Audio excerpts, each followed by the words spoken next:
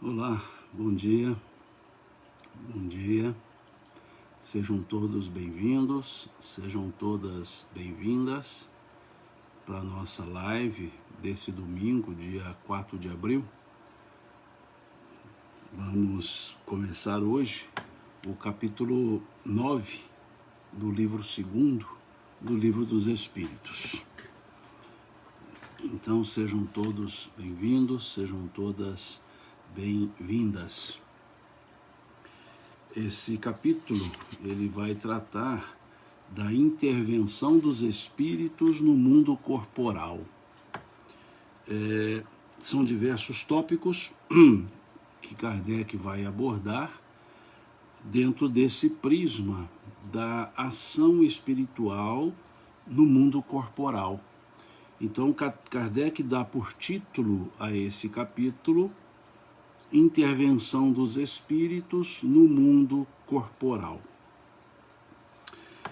Aqui nós precisamos perceber, e aí talvez nos remetamos às questões 84, 85, 86 do Livro dos Espíritos, que nós já estudamos, que fala justamente dos dois mundos. Então nós temos aqui, vamos lá nessas questões, antes de começarmos, na questão 84, pergunta se os espíritos constituem um mundo à parte, fora daquele que vemos, e eles respondem sim, o mundo dos espíritos ou das inteligências corpóreas. Depois ele pergunta qual dos dois mundos, melhor dizendo, o mundo espiritual ou o mundo corporal é o principal na ordem das coisas. E eles disseram o mundo espiritual, que preexiste e sobreexiste a tudo, e sobrevive a tudo. Depois na 86 pergunta, o mundo corporal poderia deixar de existir ou nunca ter existido sem que isso alterasse a essência do mundo espiritual? Eles disseram sim, eles são independentes, não obstante, a correlação entre ambos é incessante, porque reagem incessantemente um sobre o outro. Então, esse conjunto de ensinamentos, nós vamos observar essa questão 86 do Livro dos Espíritos, dizendo-nos que esses mundos, eles reagem incessantemente um sobre o outro. E aqui, então, os espíritos vão trabalhar, ou Kardec vai trabalhar com os espíritos, a ideia da intervenção do mundo espiritual no mundo corporal, já que eles reagem incessantemente um sobre o outro, o mundo espiritual e o mundo corporal, e o mundo corporal e o mundo espiritual é um processo, digamos, retroalimentativo. Então é natural que haja uma influência do mundo espiritual para o mundo material, e lembrando-nos que a relação entre os espíritos é de pensamento para pensamento. É pensamento para pensamento. E nós somos espíritos encarnados. Nós estamos encarnados. Assim sendo, a relação, a interferência dos espíritos nas nossas ações, nos nossos pensamentos, se dá justamente por essa simbiose mental, por essa simbiose no campo do pensamento que todos nós temos com os espíritos. Lembrando, mais uma vez, somos espíritos encarnados. E pelo pensamento, ligamo-nos aos espíritos desencarnados. Nesse sentido, então, ou nesse viés, nós vamos à questão 456, quando se pergunta aos espíritos, os espíritos veem tudo o que fazemos? E eles respondem, podem ver, pois constantemente vos rodeiam, mas cada um só vê as coisas a que dá atenção, não se ocupando das que lhes são indiferentes. Aqui é um aspecto de sintonia. Os espíritos podem ver o que nós fazemos? Sim. Resposta geral, sim. Eles podem ver o que fazemos. Regra geral. E aí eles acrescentam: já que estamos rodeados constantemente por espíritos. O apóstolo Paulo chamava isso de nuvem de testemunhas. E eles dizem então que, na verdade, embora vejam o que nós fazemos, eles veem aquilo que lhes chama a atenção, por um processo de interesse mútuo, interesse entre o que fazemos, o que eles, e o interesse deles, digamos. Então, é nesse sentido que eles colocam, que eles sim podem ver o que fazemos, mas eles se ligam, né, daquilo que lhes chama a atenção e não se ocupa de coisas, ou não se ocupam de coisas que lhes são indiferentes, mostrando que não há uma vigilância constante. E essa questão de chamar a atenção, ela tem muito a ver com o nosso nível de pensamento, a nossa estrutura mental. É como se criássemos, né, uma forma de vida que chama a atenção dos espíritos que se associam a essa forma. É o que alguém colocou aqui, se não me engano, a Xiomara colocou aqui de sintonia.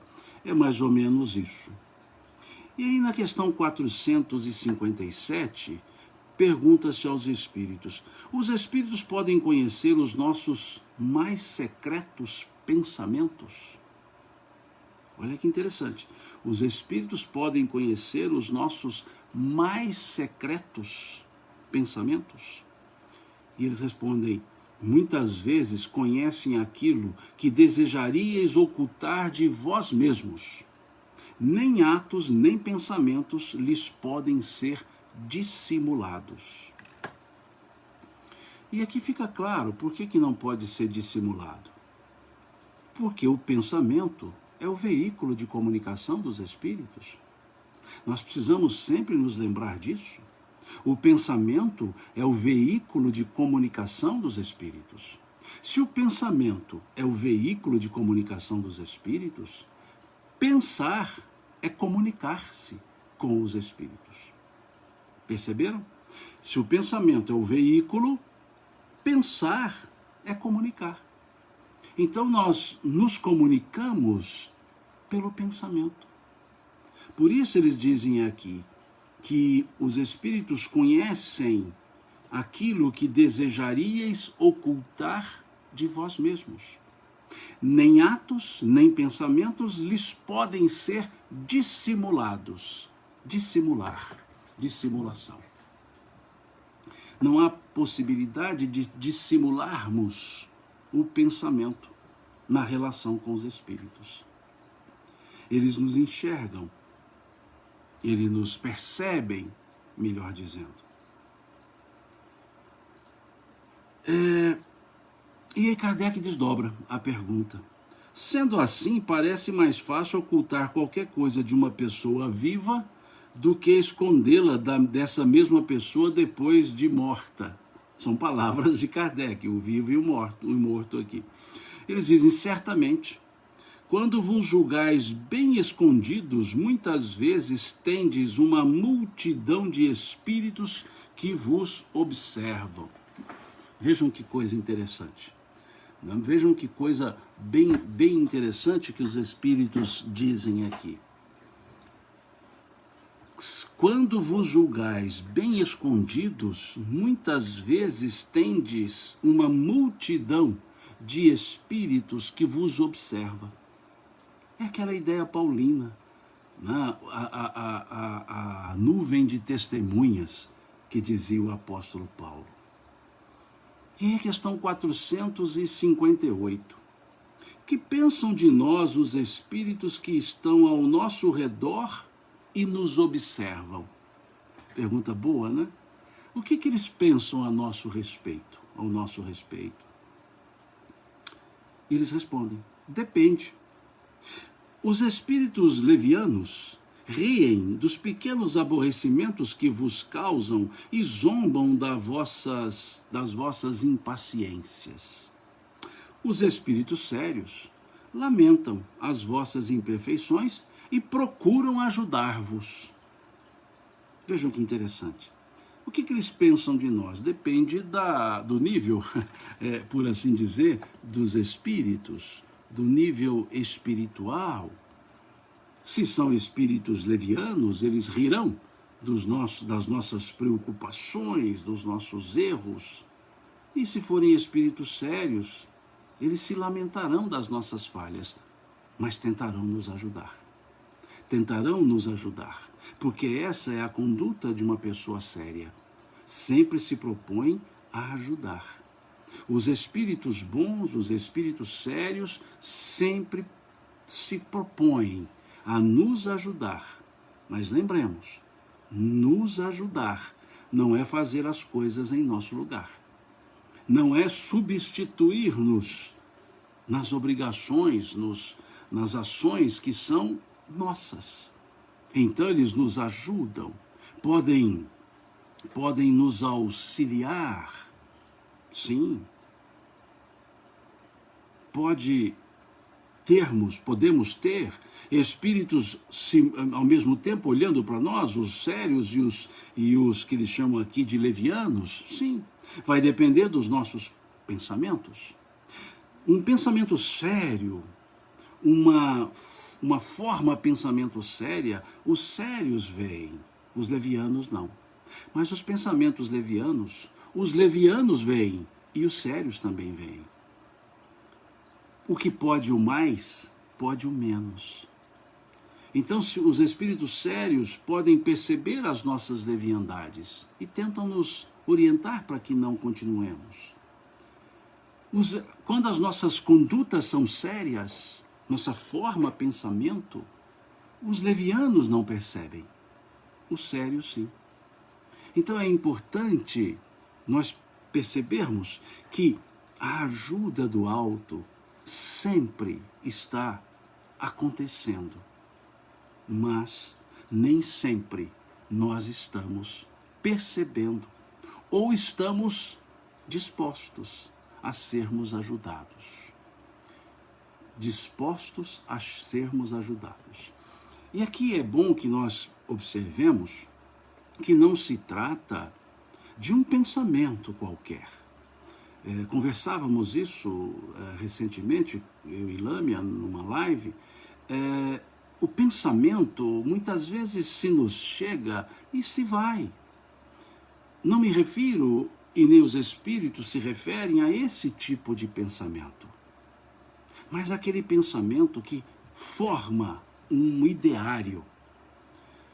Forma um ideário. Muitas vezes nos passam pensamentos fúteis, mas vejam, passam. Não são esses os pensamentos que nos ligam aos espíritos, porque esses pensamentos, eles não são um ideário de vida. Eles são pensamentos, vêm e vão. Como os espíritos dizem lá no item 10 do capítulo 17 do Evangelho segundo o Espiritismo, eles dizem: não deixeis demorar nenhum pensamento mundano ou fútil.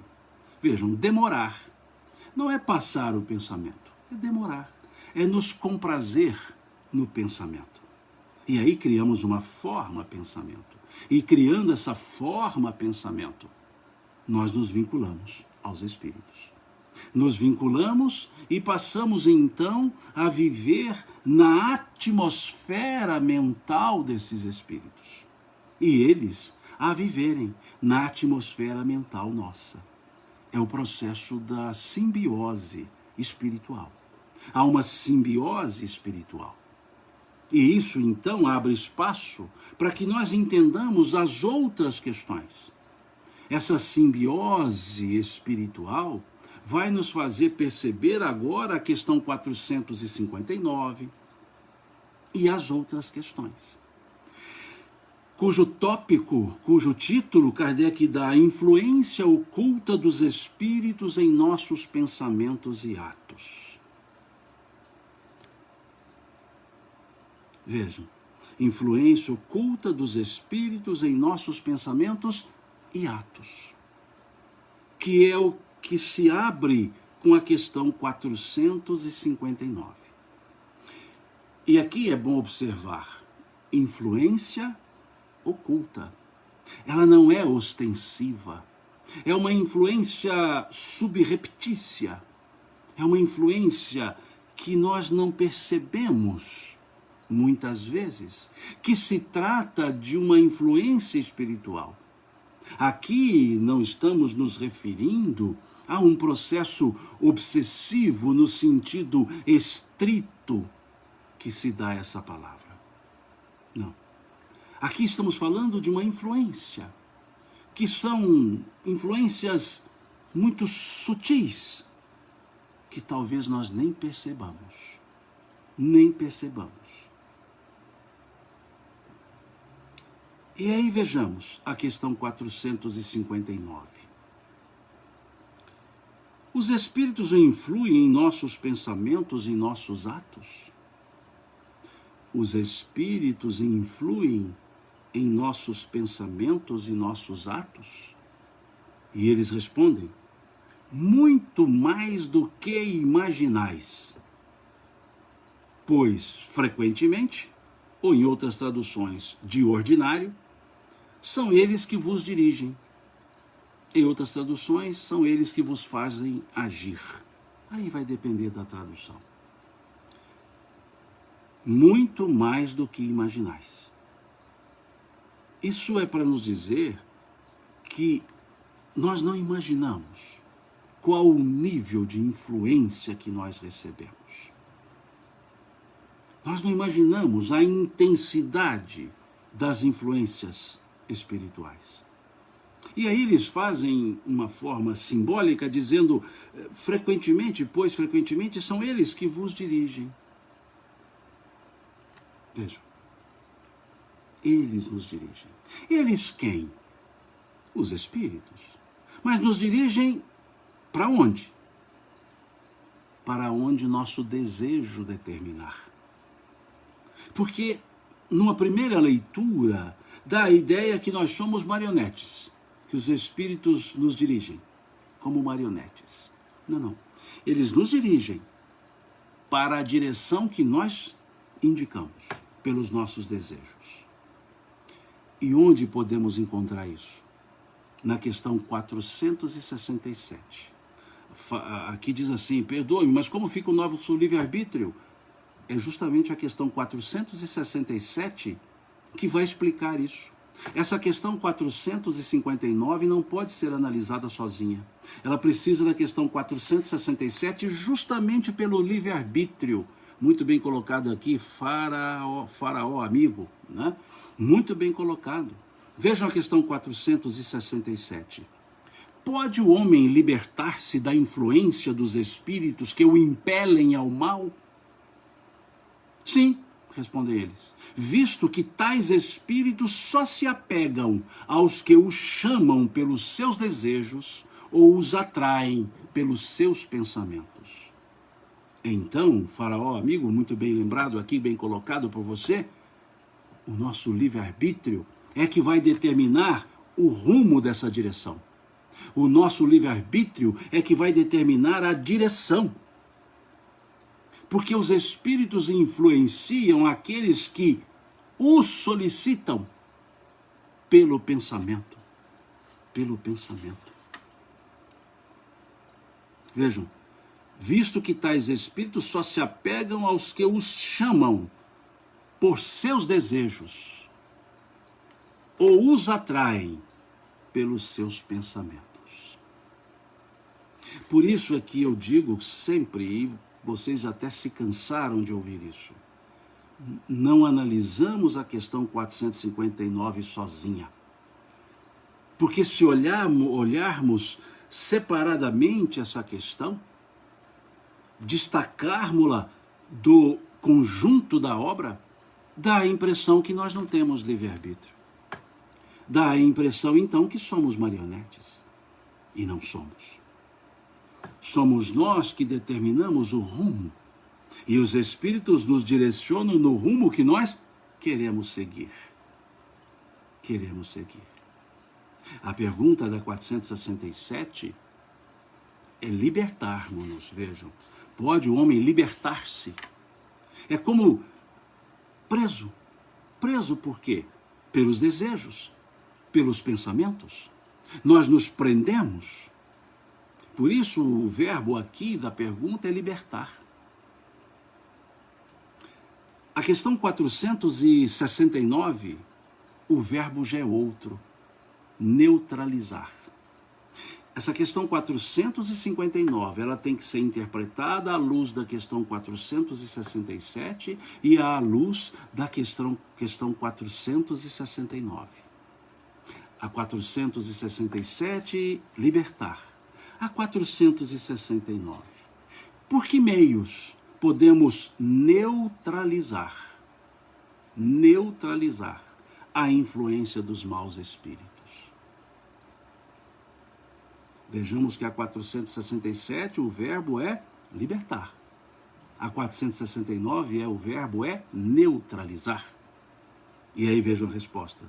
Praticando o bem e pondo toda a vossa confiança em Deus, repelireis a influência dos espíritos inferiores e destruireis o império que queiram ter sobre vós. Evitai escutar as sugestões dos espíritos que vos suscitam maus pensamentos, que sopram a discórdia entre vós e excitam todas as paixões más.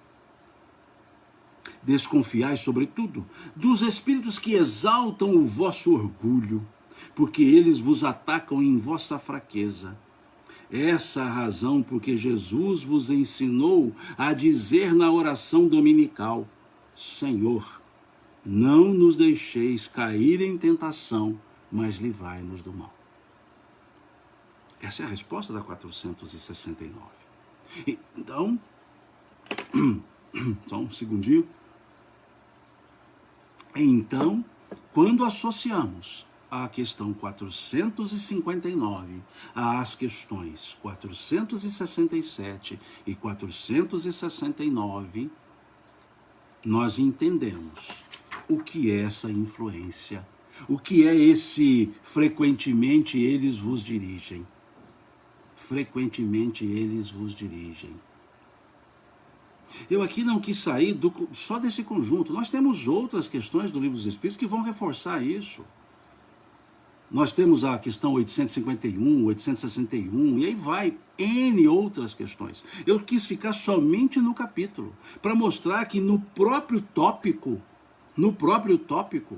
nós precisamos fazer a associação. Nós precisamos fazer a associação. O professor Adroaldo diz aqui, né, não é livre aquele que não tem domínio sobre si mesmo. Perfeito, professor. Perfeito, professor Adroaldo. Esse domínio sobre nós mesmos. Então, aqui alguém sugeriu o livro Pensamento e Vida, perfeito, lá de Emmanuel, perfeito. Mas eu fiquei somente no tópico. Dessa vez eu não quis alongar, eu não quis buscar outras questões, somente aquelas que estão aqui. Porque muitos espíritas se escudam, criam um escudo na questão 459 para dizerem: eu fui influenciado, afinal de contas todo mundo é. Não, vejam, é a gente que fica, de ordinário eles nos dirigem. Sim, desde que abramos as portas, desde que abramos a mente, conforme nos falam os espíritos nessas questões 467 e 469. Depois eles seguem, questão 460. Além dos pensamentos que nos são próprios, haverá os outros que nos são sugeridos? Bom, uma questão, eu diria, que decorre do que ele já vem ensinando. Vossa alma, respondem eles, é um espírito que pensa. Não ignorais que muitos pensamentos vos ocorrem ao mesmo tempo sobre o mesmo assunto e frequentemente bastante contraditórios. Pois bem, neles há sempre um pouco de vós e um pouco de nós. Olha os espíritos dizendo. Há sempre um pouco de vós e um pouco de nós. E é isso que vos deixa na incerteza, porque tendes em vós duas ideias que se combatem. Olha que coisa interessante. Um pouco de nós, um pouco deles. Eles dizem um pouco de vós, um pouco de nós. Veja que eles não disseram um pouco de nós e um pouco de vós, como se primeiro fosse deles. Não, não. Primeiro são os nossos. Abrem espaços. Os nossos pensamentos abrem espaços. E esses espaços são ocupados pelos pensamentos dos espíritos, pelas sugestões dos espíritos. Muito claro isso. Muito claro. E aí segue a questão 461. Como distinguir os pensamentos que nos são próprios dos que nos são sugeridos? Eu gosto muito em Kardec essa forma que ele decompõe. A forma que ele decompõe as perguntas. Porque é decompor. Ele cria um todo e vai decompondo em fases. Os espíritos dizem então que há uma mistura de pensamentos e Kardec então pergunta como distingui-los. Como saber qual é meu, qual é dele, ou deles? Ou quais são os pensamentos deles e quais são os pensamentos meus? E eles respondem: quando um pensamento vos é sugerido, é como uma voz que vos fala. Geralmente, os pensamentos próprios são os que vos ocorrem em primeiro lugar. Aliás, não vos é de grande interesse estabelecer essa distinção, e muitas vezes é útil não sabê-la. O homem age mais livremente. Se decidir pelo bem, ele o fará com maior boa vontade. Se tomar o mau caminho, será por sua responsabilidade. Interessante. Aqui tem uma pergunta, folha molhada, diz assim: por que Deus permite essa interação? É o mesmo que perguntar por que Deus permite que nós façamos amizades. Por que nós nos encontramos com pessoas. É a mesma coisa se perguntasse assim. Sabe por quê? Porque somos espíritos. A interação entre mim e os espíritos é como a interação entre mim e o meu vizinho. Entre mim e um colega de trabalho. É interação, é convivência. São dois mundos que se interagem. Questão 86 do Livro dos Espíritos. São dois mundos que se interagem. Então não é uma questão de permissão ou não permissão. É uma questão natural. Como é natural encontrar-me com pessoas na rua, no trabalho, em qualquer lugar, e criar laços. Então nós nos reunimos, nós já estudamos isso em outras lives, nós nos encontramos com os espíritos e nos associamos com os quais nos identificamos. Percebeu? Então é uma questão muito simples. E aqui a Tatiele traz uma observação, né, chamando a atenção lá para a ideia de Santo Agostinho, né, num reforço a um pensamento filosófico lá da era pré-socrática, né, lá do templo de Apolo, né, o templo da cidade de Delfos, né, em homenagem a Apolo, em que Pitaco, o filósofo, desculpe-me, templo de ouro, né, Apolo em Delfos, em que havia essa forma de se colocar o conhece-te a ti mesmo que Sócrates foi trabalhar. E é importante isso que traz aqui. Até coincidentemente, Tatiana, eu li agora há pouco, estava lendo, né, que eu resolvi ler novamente depois de uma live que eu fiz com o pessoal lá dos Estados Unidos sobre Santo Agostinho. Eu acabei querendo ler novamente, né, o livro Confissões, né, e estava lendo agora há pouco. Né, estou aqui no meio da leitura ainda, né, o livro Confissões, e eu sugiro a leitura, viu? É uma leitura muito agradável, ler direto da fonte, né? Ou seja, ler a história de Santo Agostinho contada por ele mesmo, né? Como ele escreve o livro Confissões. Então, coincidentemente, estava lendo sobre isso agora, e a grande luta, né, de Santo Agostinho em tentar entender o mal, né? Tentar entender o mal, essa era a grande luta com Santo Agostinho. Ele, por diversos momentos, ele tenta explicar o mal, e até não consegue. Ele não consegue, e assim vai. Duas coisas que Santo Agostinho trabalhava, né? O mal, entender o mal e entender o tempo. O que era o tempo dos homens, o que era o tempo de Deus. Né? Muito interessante isso. Só um parêntese. Então aqui dizem os espíritos que para distinguir os pensamentos, eles dizem normalmente o primeiro que se nos vem é nosso. Ou seja, aquele impulso natural, aquele reflexo do pensamento, o primeiro que se nos vem é nosso. Aqui o professor Adroaldo nos lembra a questão 123 do Livro dos Espíritos, porque Deus permitiu que os espíritos pudessem seguir o caminho do mal. Eu diria, professor Adroaldo, que Santo Agostinho, se tivesse o Livro dos Espíritos, facilitaria para ele entender um pouco esse ponto do mal, né? É muito interessante. Mas é agradável a forma que ele desenvolve o raciocínio, né? E ele desenvolve esse raciocínio no livro Confissões, ele desenvolve várias vezes. Porque esse livro Confissões, ele vai e volta, ele não é sequencial. Então, em vários momentos, ele vai trabalhar essa estrutura, né, do entender o mal, né? Ele parte do princípio que se Deus é bom, por que existe o mal? E se ele é onipotente, por que ele não domina o mal? Né? E assim vai. É muito interessante o raciocínio dele, né? Muito interessante. Mas voltando aqui à questão, então, 461, eles dizem, normalmente o primeiro pensamento que se nos vem é nosso. Aquele reflexo, aquela reação imediata do nosso pensamento. É nosso. Normalmente, não quer dizer frequentemente, não quer dizer constantemente, desculpe-me. Agora, também os espíritos dizem que não há por que criar essa diferença, saber essa diferença. Eu acho interessante quando os espíritos respondem aqui, ó. Aliás, vejam eles dizendo, aliás, não vos é de grande interesse estabelecer essa distinção. Eu vou até grifar essa frase aqui, eu não havia grifado. Vejam, aliás, não vos é de grande interesse estabelecer essa distinção. Se é nosso ou se é sugerido. O interessante é perceber o que é esse pensamento. O que é o conteúdo desse pensamento. E não se foi meu ou se foi sugerido. Se é algo bom, se for meu, ótimo. Se for sugerido, ótimo. Mas se é ruim, se for meu ou se for sugerido, continua ruim do mesmo jeito. Então eu acho interessante quando os espíritos dizem nessa frase, aliás, não vos é de grande interesse estabelecer essa distinção, porque muitas vezes... E aí eu abro um parêntese mais uma vez, muitas vezes nós queremos criar distinções demais. Nós queremos criar distinções por demais.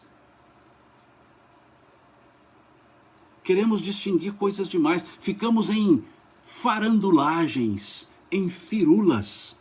O que é isso? O que é aquilo? O que distinguir? E a gente se perde na forma em detrimento do conteúdo. Nós colocamos a forma sobre a essência quando ficamos discutindo essas questões. Quando esse pensamento? Que pensamento é meu? Que pensamento foi sugerido? Olhemos o conteúdo. O professor Adroaldo perguntou aqui qual a editora, professor. Essa, no meu caso aqui, é da Martim Claret. Eu nem sei se existe essa editora mais. Da Martim Claret.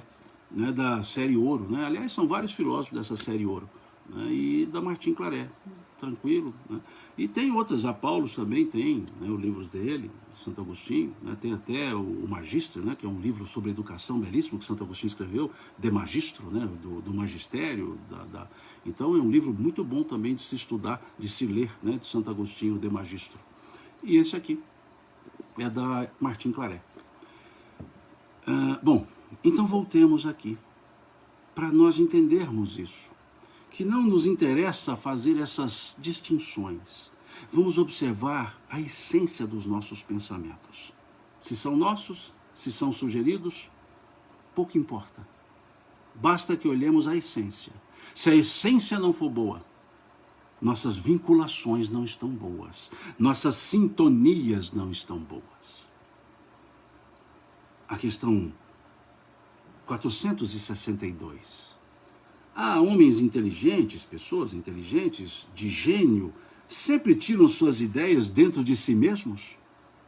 E eles respondem, algumas vezes elas lhe vêm do seu próprio espírito, mas muitas vezes lhes são sugeridas por outros espíritos que os julgam capazes de compreendê-las e dignos de transmiti-las.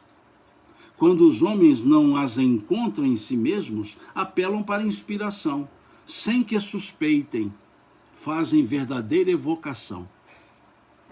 Sem que suspeitem, fazem uma verdadeira evocação, dizem os espíritos. Olha que coisa interessante. É muito interessante essa forma que os espíritos vão trabalhando esse assunto. E vejam que em todas as respostas, ou vejamos que em todas as respostas, nós temos um e outro. Pensamento nosso, pensamento deles, vamos dizer assim. Eles sempre colocam, algumas vezes ele vem do seu próprio espírito, outras vezes é sugerida, para mostrar que isso é constante.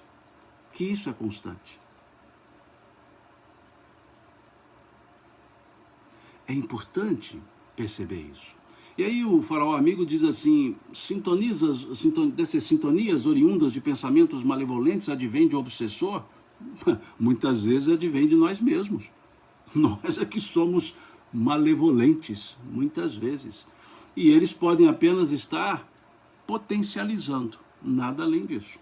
Eu insisto, eu volto a dizer que nós somos os artífices. Nós somos as fontes atrativas. Nós convidamos a influência espiritual. É importante percebermos isso. Nós convidamos essa influência espiritual. Questão 467, que nós já lemos aqui, quando lemos a questão 459. Sigamos. Disse algumas vezes, 463, que o primeiro impulso é sempre bom. Isso é exato? Disse algumas vezes que o primeiro impulso é sempre bom. Isso é exato? Eles respondem, pode ser bom ou mal, conforme a natureza do espírito encarnado. É sempre bom naquele que ouve as boas inspirações. Eu acho ótimo esse tipo de resposta, gente. Eles dão uma resposta assim, de uma maneira bem tranquila, dizendo, bom ou mal depende de quem pensa. Eles estão respondendo assim, depende de quem está pensando. Se a pessoa for boa, ótimo, o primeiro vai ser bom, mas se ela for ruim, o pensamento vai ser ruim. É isso que eles estão dizendo. Pode ser bom ou mal, conforme a natureza do espírito encarnado. Do espírito é encarnado. Porque eles disseram que, em geral, o primeiro pensamento é nosso. Em geral, eles responderam isso na questão 461. Aqui na 463, Kardec pergunta então, já que é nosso, esse pensamento, esse impulso seria bom por natureza, como muitos dizem, eles respondem, podem ser bom ou mal conforme a natureza do espírito encarnado, ou seja, o pensamento é nosso. É sempre bom naquele que ouve as boas inspirações. A Graziele faz uma pergunta interessante aqui. Então existe um limite nessa influência ou somos nós que decidimos até onde essa influência pode nos afetar? Em regra, somos nós. Em regra. Pode acontecer um basta, dado pelos espíritos. Pode acontecer um basta. Pode acontecer. Mas, em regra, nós estabelecemos esses limites. Ok? Em regra, nós estabelecemos. Até onde nos comprazemos. E depois pode acontecer, numa ação didática, os próprios benfeitores dizer, chega, agora tá bom, chega. Na simbologia, vamos buscar uma simbologia. É um símbolo. Jó, lá do Velho Testamento. É um símbolo. Uma parábola muito belíssima. Belíssima mesmo, essa parábola. Chegou um momento que Deus disse, agora basta. Vou recuperar tudo de Jó, ou para Jó. Agora basta. Então, há momentos, eu vou usar um termo que Chico gostava de utilizar. a misericórdia divina. Ele gostava de usar esse termo. A misericórdia atua. Como ele dizia, em outras palavras, não vou me lembrar ipsis verbis o que ele falava, mas ele dizia mais ou menos assim, que a justiça de Deus nunca ultrapassa o limite onde a misericórdia também alcança. Então há essas possibilidades. Questão 464. Como distinguir se um pensamento sugerido procede de um bom ou de um mau espírito? Eles respondem: estudai o caso. Os bons espíritos só aconselham o bem. Cabe a vós distinguir. Olha que coisa danada isso aqui, gente. Agora deu uma minerada, hein? Olha que coisa danada. Cabe a vós distinguir. Ou seja, a responsabilidade é nossa. A responsabilidade é nossa. Cabe a vós distinguir. Como distinguir se um pensamento sugerido procede de um bom ou mau espírito? Estudai o caso, respondem eles. Os bons espíritos só aconselham o bem. Cabe a vós distinguir. Questão 465. Com que objetivo os espíritos imperfeitos nos induzem ao mal? Para vos fazer sofrer como eles. Nós já estudamos essa questão do sofrimento dos espíritos em lives anteriores. É aquela ideia da pessoa má, que se está passando, sofrendo, ela quer que todos sofram também. A pessoa egoísta, que não quer sofrer sozinha. Quer que os outros passem pelo que ela passou. Ela quer que os outros passem pelo que ela passou. Não aprendeu com as suas dificuldades e quer impô-las aos outros. Como dizendo: se eu sofri, que ele sofra também, que ele se vire, eu me virei. É esse tipo aqui que está em curso nessa questão, ou nessa resposta da questão 465.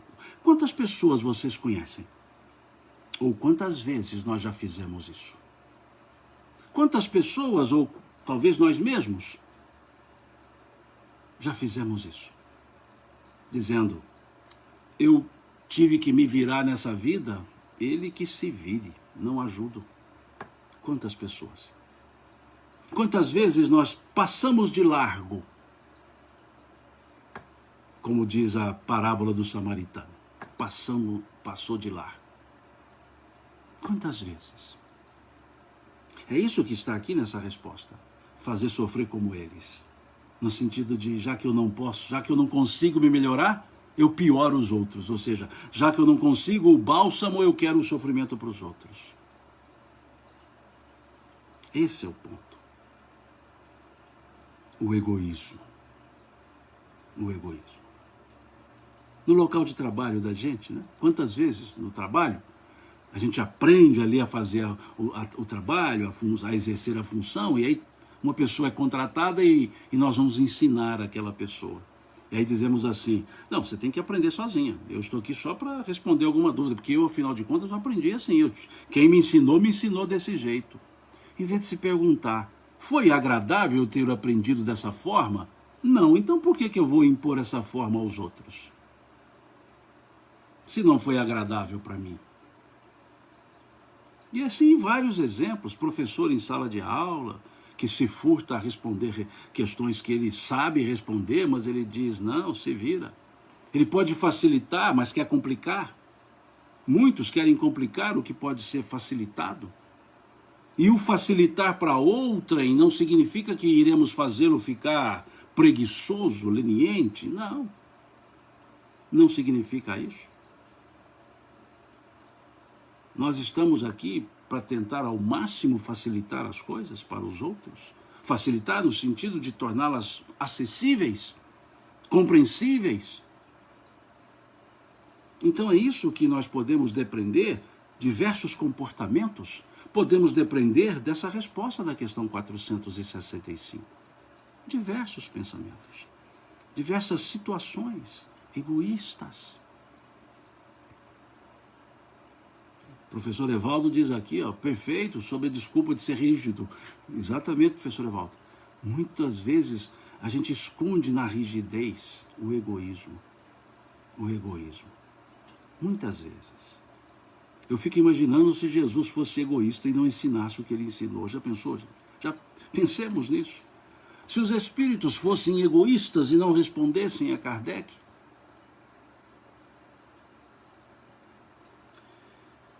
Questão 465A, que é o desdobramento. Isso diminui o seu sofrimento? Ou seja, fazer os outros sofrer diminui o sofrimento? Ele diz, não, fazem-no por inveja, ao verem seres mais felizes. Vejam, por inveja. Não vai diminuir o sofrimento dele, mas ele quer que o outro sofra também. Qual a natureza do sofrimento que querem que os outros experimentem? A 465B. Os que resultam dos seres de ordem inferior afastados de Deus. Vejam. Questão 466.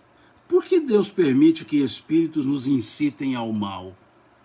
É uma pergunta...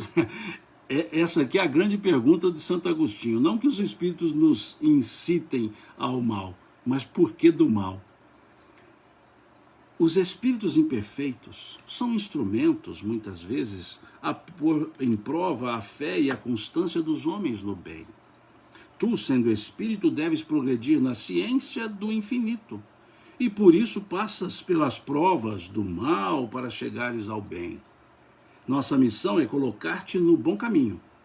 E quando más influências agem sobre ti, é que as atraís pelo desejo do mal.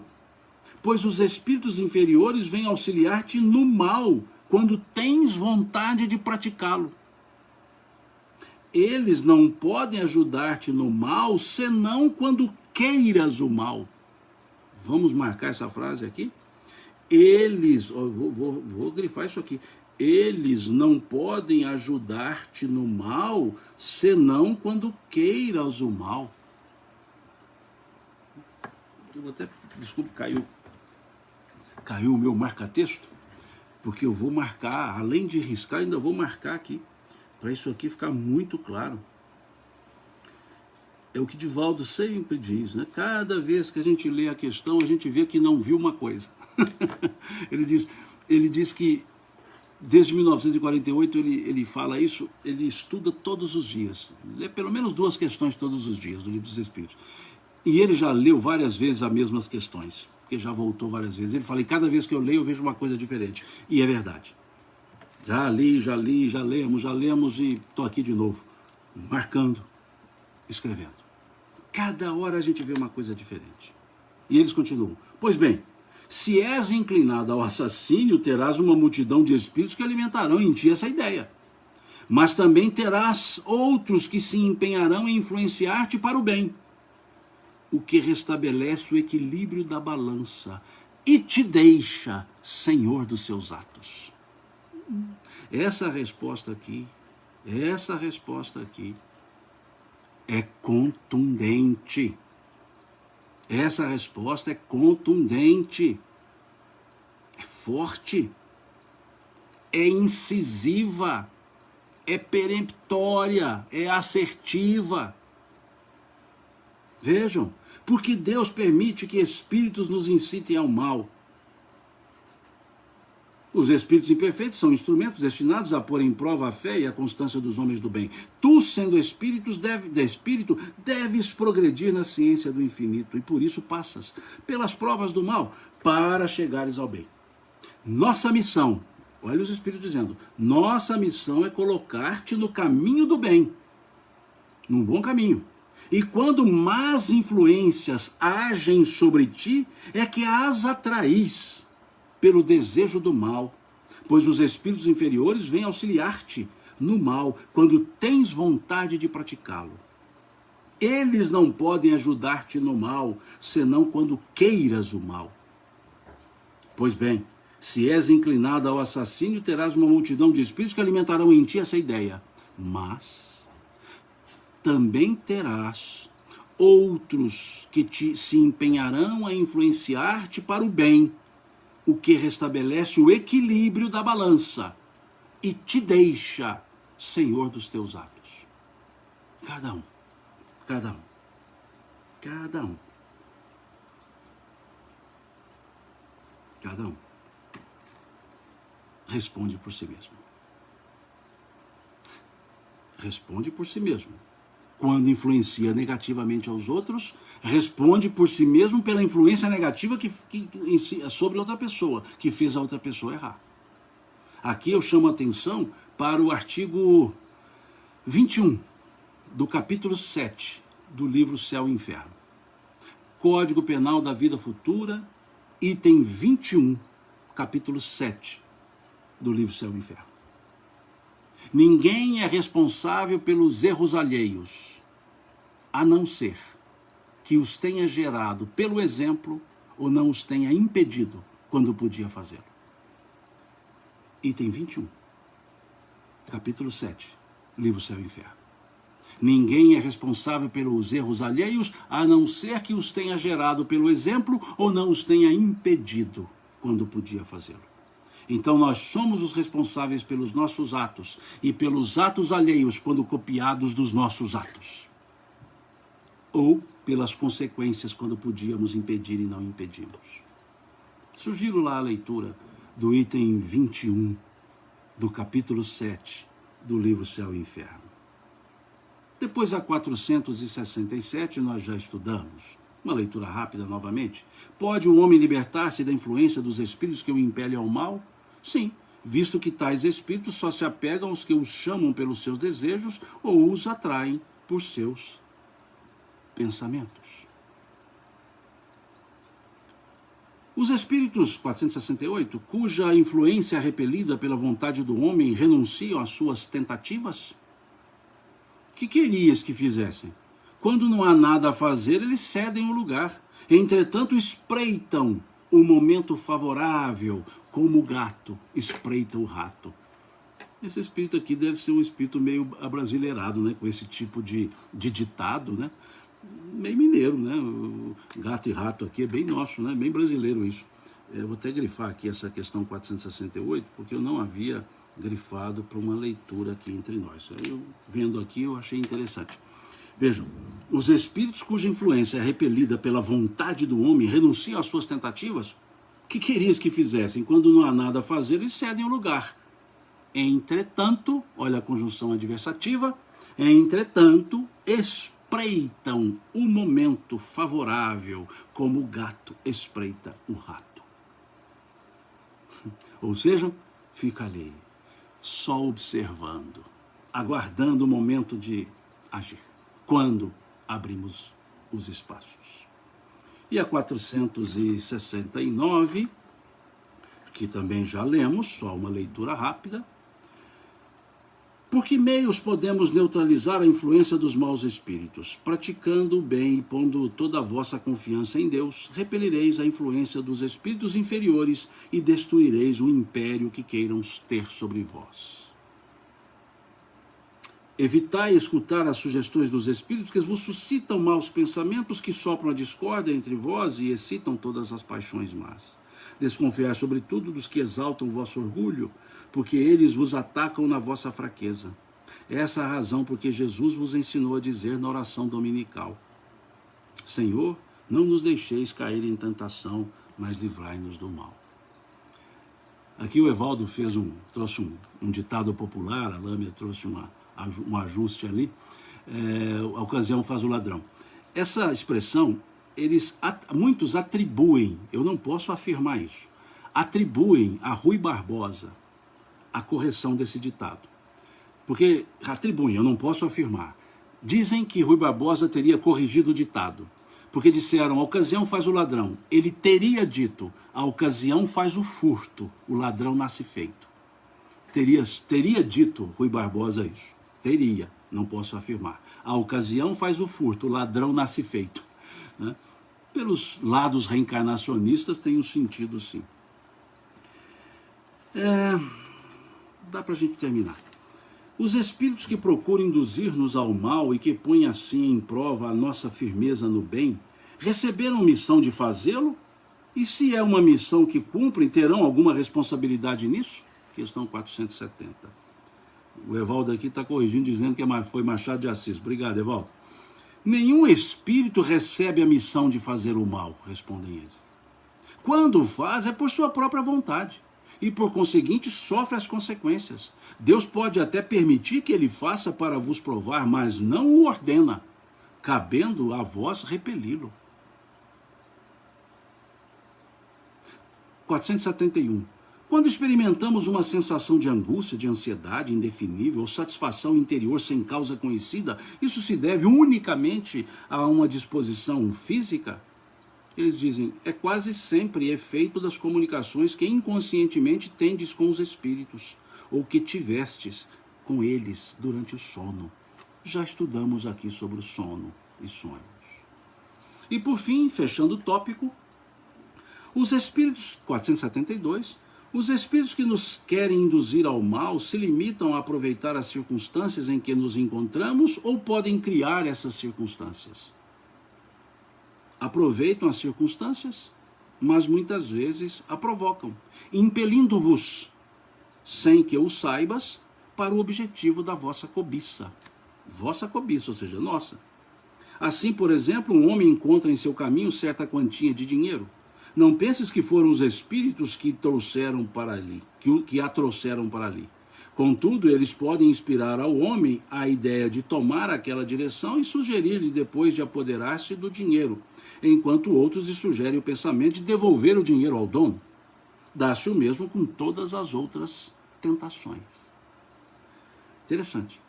Então aqui nesse conjunto da 456 a 472, hoje rendemos, hein? Lemos várias questões. Traz o mesmo sentido. Nós vemos então ouvimos que essa influência não é absoluta. Ela ocorre desde que haja uma simbiose de vontades, de interesses. Ok? E vi aqui no início várias pessoas desejando Feliz Páscoa quando entraram, e eu deixei para falar Feliz Páscoa no final, para primeiro nós fazermos o nosso estudo e depois falarmos, né? Um minutinho só, um parêntese, dessa ideia da Páscoa, do Peshá, em hebraico, Peshá, que significa passagem. Peshá, para os hebraicos, é a passagem do cativeiro do Egito para a nova Canaã, para o retorno a Canaã. Depois do cativeiro do Egito, lá dos 400 anos mais ou menos de cativeiro, o Peshá, Páscoa, é justamente a libertação. Quando se sentiram libertos e cruzaram o Sinai, o deserto do Sinai. E esse Peshá, essa passagem, ela é comemorada pelos judeus desde os anos 1280 antes de Cristo. É a Peshá, que é comemorada na primeira lua cheia, depois do equinócio da primavera. Ou seja, depois do primeiro dia da primavera, a primeira lua cheia. Eles comemoram a Peshá. E quando Jesus foi crucificado, ele o foi no período da Peshá, no período da Páscoa. Comemorava-se a Páscoa judaica. E ali, naqueles dias de comemoração da Páscoa judaica, Jesus é levado ao Sinédrio, Jesus é condenado, Jesus é crucificado. E Jesus reaparece. Aspas, entre aspas, somente para manter o termo do Evangelho, entre aspas, a ressurreição, ressurge, o ressurreto, mas só para atender a palavra dos Evangelhos. Jesus reaparece depois da morte. E aí então, para os cristãos, a Páscoa passa a ter um outro sentido, o mesmo sentido da passagem, do Peshá, mas não a passagem do Sinai, não a passagem da libertação do cativeiro, mas a passagem da libertação da ignorância sobre as coisas de Deus que Jesus veio nos ensinar, da ignorância das coisas do alto que Jesus veio nos falar. da ignorância, a libertação, a passagem da ignorância sobre a vida. Quando Jesus veio nos falar, lá no capítulo 10, versículo 10 do Evangelho de João, eu vim para que todos tenham vida e a tenham em abundância. Veio nos ensinar Jesus o que é de fato viver, que a vida não é o interregno entre berço e túmulo. O seu reaparecimento, o seu aspas, reviver, mostrar-se depois da morte, foi a passagem para nos dizer: a vida continua. Foi a passagem para nos dizer: meu reino não é deste mundo. Foi a passagem para nos mostrar que a vida era abundante. O apóstolo Paulo foi dizer: se Jesus não houvesse reaparecido, ele usa o termo ressuscitado, se não houvesse reaparecido, em vão seria a sua pregação, vã seria a sua doutrina. Por quê? Porque Jesus pregava a vida depois da vida. Jesus pregava a continuidade da vida. E ele se mostra vivo depois da vida, vivo depois da morte. Essa é a Páscoa cristã. É a Páscoa do Cristo. E é interessante perceber a coincidência. No período da primeira lua cheia, pós-equinócio da primavera, que comemoravam os hebreus, a Peixá, também Jesus vem para trazer uma segunda Páscoa, uma segunda ideia de Páscoa, do reviver para a vida, na vida. Reviver para a vida, na própria vida. A Páscoa. A Páscoa que nós buscamos. A Páscoa do renascer em Cristo. A Páscoa que o apóstolo Paulo pôde dizer: já não sou eu mais quem vivo, mas o Cristo que vive em mim. Esse é o sentido da Páscoa. É o sentido de renascermos sempre. É o mito do eterno retorno, como falava o filósofo Mircea Eliade. Constantemente repensar a Páscoa como esse libertarmos-nos de nós mesmos, libertarmos-nos das nossas amarras, das amarras de sentimentos, das amarras intelectuais, das amarras do egoísmo, das amarras do orgulho. É a libertação do cativeiro das nossas paixões sobre nós mesmos. Essa é a Páscoa. Essa é a Páscoa na qual Jesus ressurge, reaparece, reconstrói e vai dizer, quando se encontra com os seus discípulos: a paz esteja convosco. Esse era o cumprimento que Jesus sempre utilizava. Depois do seu reaparecimento: a paz esteja convosco.